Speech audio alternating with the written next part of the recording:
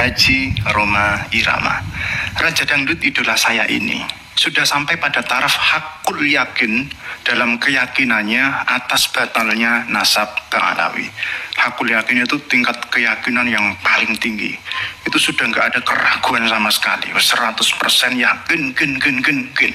Dalam acara YouTube beliau, Bisikan Roma, sebenarnya pada mulanya beliau ingin mengundang dari dua belah pihak.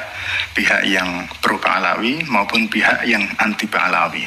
Tapi karena mungkin yang pro Ba'alawi rata-rata banyak yang berhalangan, akhirnya dari sekian video itu, mungkin puluhan video yang datang itu ya yang anti Ba'alawi. Yang pro Ba'alawi cuma satu, yaitu Gus Rumel itu.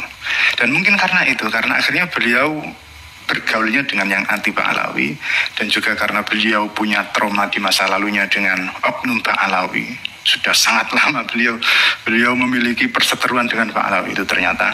Mungkin karena itu dan karena ini, akhirnya beliau sampai pada taraf hakul yakin atas batalnya nasab Ba'alawi. Cuma yang masih saya tunggu, beliau ini kan biasanya ada apa-apa bikin lagu, karena memang beliau sangat produktif dalam penciptaan lagu.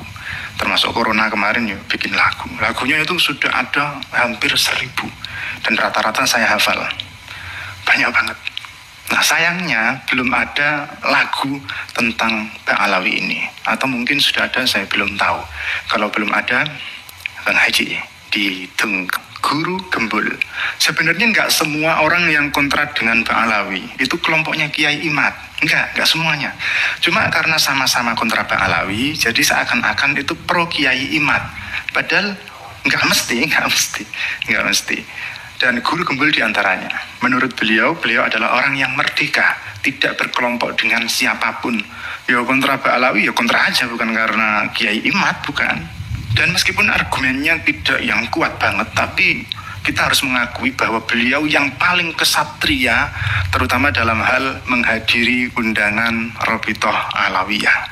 Yang diundang banyak, tapi yang bersedia hadir dan benar-benar hadir hanya Guru Gembul. Makanya ketika dalam acara tersebut, dalam perdebatannya terus kayak gak imbang, ya wajar aja, satu orang diganjuk sama orang satu gedung. As-Sayyid Asy-Syarif Zulfikar Al-Idrisi Asy-Syaibani. Beliau adalah qori internasional yang memiliki suara yang sangat merdu, baik dalam pembacaan ayat-ayat Al-Quran maupun pembacaan sholawat-sholawat. Suaranya sangat merdu. Satu keluarga itu merdu semua suaranya, termasuk diantaranya yang sangat populer itu anaknya, Vivi Zulfikar. Itu anaknya Sayyid Zulfikar, suaranya juga merdu banget. Nah, beliau ini termasuk yang mengaku dirinya sebagai keturunan Rasulullah, cuma beda klan. Beliau bukan Ba'alawi, tapi Basyaiban.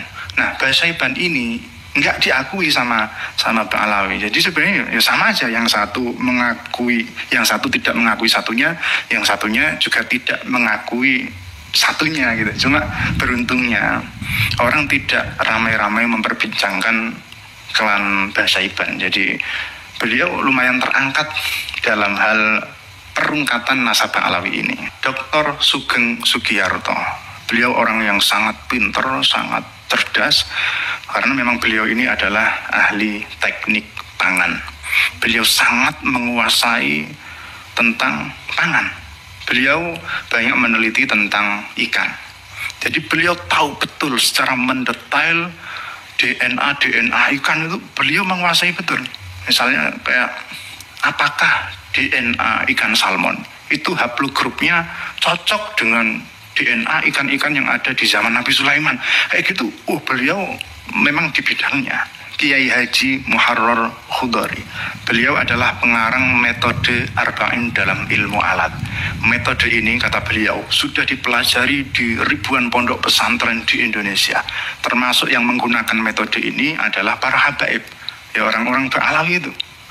Beliau ini dulunya sangat dekat dengan Ba'alawi, sangat ta'zim, karena memang dari moyangnya itu semuanya ta'zim dengan habaib, sehingga beliau juga ta'zim dengan habaib. Nah, baru belakangan ini beliau menyatakan dirinya kontra dengan Ba'alawi. Beliau menyatakan dengan keyakinan penuh bahwa Ba'alawi bukan dzurriyyah Nabi. Dan keyakinan ini bermula dari mimpi tapi tidak dalam keadaan tidur. Jadi terjaga. mimpi, tapi nggak tidur, tapi mimpi. Nah, mimpi yang membuat beliau sangat yakin itu ceritanya agak panjang. Pokoknya intinya mimpi bertemu dengan gurunya.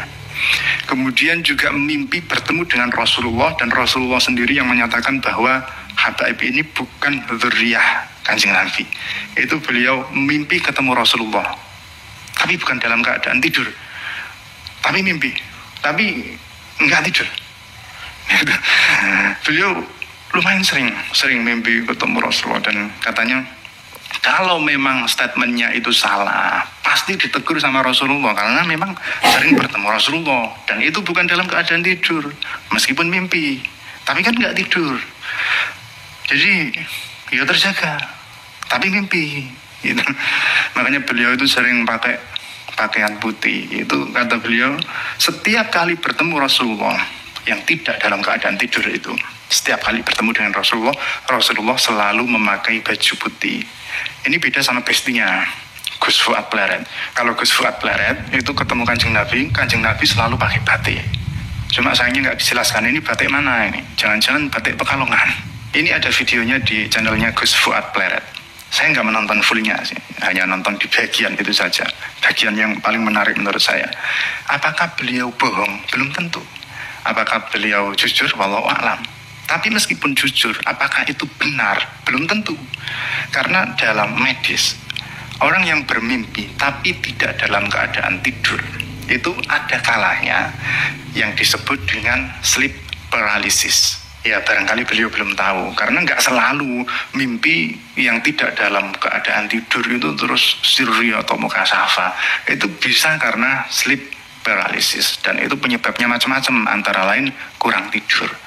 Makanya ya barangkali ya meskipun dalam kesibukan yang sedemikian rupa, ya sebaiknya memang harus tidur yang cukup. Karena orang kalau kurang tidur itu terus jadinya aneh-aneh. Karena beliau mengakunya ini saking seringnya beliau mimpi dalam keadaan tidak tidur itu, katanya sampai nyetir itu terjadi gitu. Nah ini kan bahaya, bisa menyebabkan kecelakaan. Ya sayang saja karena beliau ini ilmunya dibutuhkan oleh orang banyak. Arba'innya saja dipelajari ribuan pesantren loh. Itu kan ya, istimewa banget, dan menurut beliau memang sangat istimewa. Dan bahkan kata beliau, kitab Arba'in ini lebih efektif daripada Jurumiyah, daripada Imriti, daripada Alfiyah yang membutuhkan bertahun-tahun untuk orang bisa membaca kitab. Tetapi dengan metode Arba'in ini hanya 40 hari sudah bisa baca kitab. Itu kata beliau, itu teorinya. Prakteknya ya bisa disaksikan sendiri bagaimana beliau membaca kitab. Jadi dengan prestasi yang luar biasa itu ya iman banget.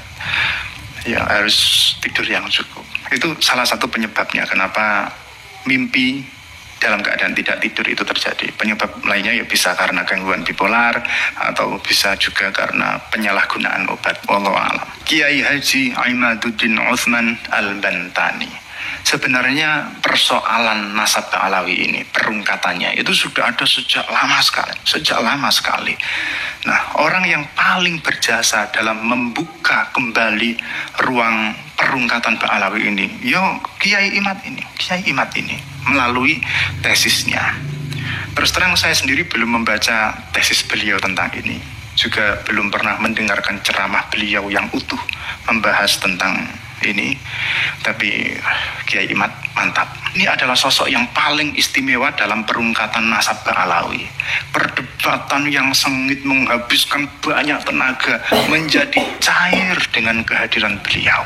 Yang lain meruntuhkan nasab Ba'alawi dengan argumentasi yang ilmiah, pakai kitab kuning, pakai tes DNA, pakai kajian filologi, pakai matematika. Beliau ini hadir dengan kesederhanaannya, dengan lelucon-leluconnya. Meskipun sederhana dan lucu, tetapi banyak kiai yang tunduk pada beliau, banyak kiai yang hormat, yang ta'zim kepada beliau ini. Karena beliau memang istimewa.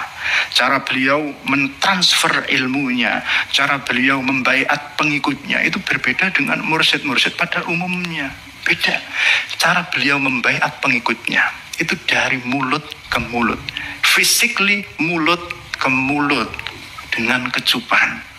Beberapa kiai telah mendapat kecupan dari beliau ini, dan para kiai yang sudah mendapat kecupan dari beliau itu pasti jadi orang. Dan faktanya memang demikian. Yang sudah mendapat kecupan dari beliau semuanya jadi orang, nggak ada yang jadi bedes.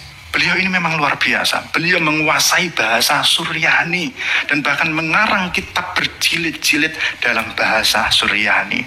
Beliau juga bisa berkomunikasi dengan semut. Beliau bisa berbicara dengan cacing, dan bahkan beliau bisa meriwayatkan hadis yang tidak ditemukan di kitab hadis manapun. Nggak ada di Bukhari, nggak ada di Muslim, nggak ada di Tirmidzi, nggak ada di Nasai, nggak ada di Ibnu Majah, nggak ada di Muwatta. Bahkan di kitab-kitab hadis maudhu pun nggak ketemu. Saking luar biasanya beliau ini, hanya beliau doang yang tahu. Siapa lagi kalau bukan Mama Ghufron Al-Bantani.